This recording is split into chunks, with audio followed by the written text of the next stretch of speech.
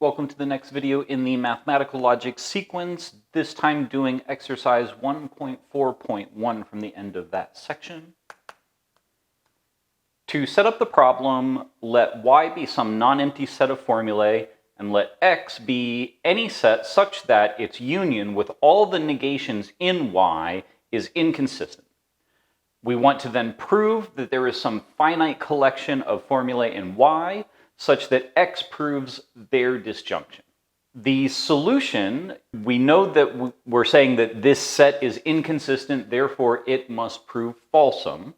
And since we're trying to get this finite collection of things, it makes sense that we would use one of those sort of finiteness results that we saw earlier.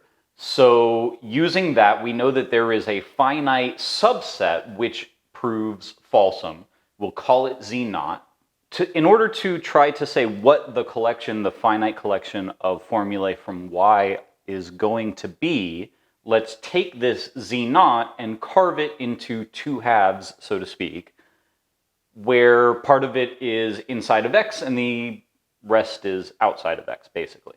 Certainly everything that's outside of x is going to have to be a negation of some formula in y. So this is why I have x naught is z naught intersect x, so that's the portion of z naught inside or overlapping with x.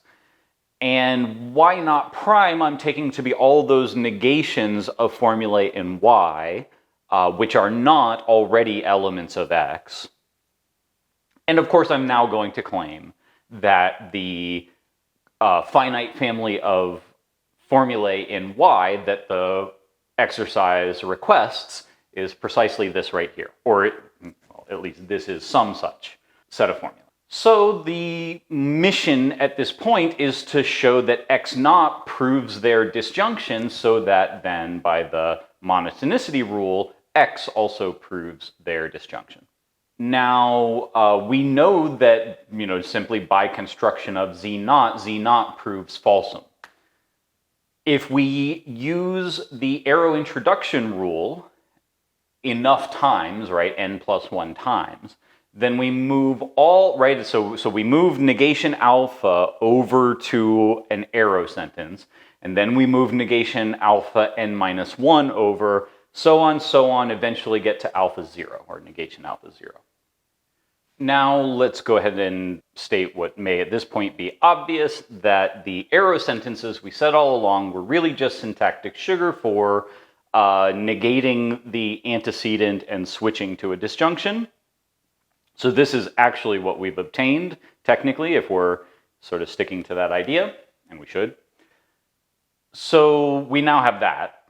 And we also kind of agree that the order in which we parenthesize a disjunction doesn't matter, so we just write it without parentheses. So these are the same thing, and we're kind of just trusting that whatever our proof system is, right, must be strong enough to show that if you can prove one parenthesization, then you can prove any of the others. We can also drop the double negations on all of the disjuncts if we believe that that is a thing our proof system is powerful enough to do.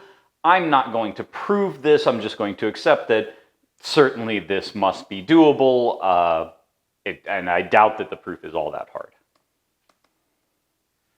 Okay, and finally we obviously just have that disjunction falsum at the very end of what we have already obtained, and so as long as we believe that from that we can deduce alpha proves gamma in a more general setting, right? Or sorry, A proves gamma where A is any set satisfying the conditions anyway.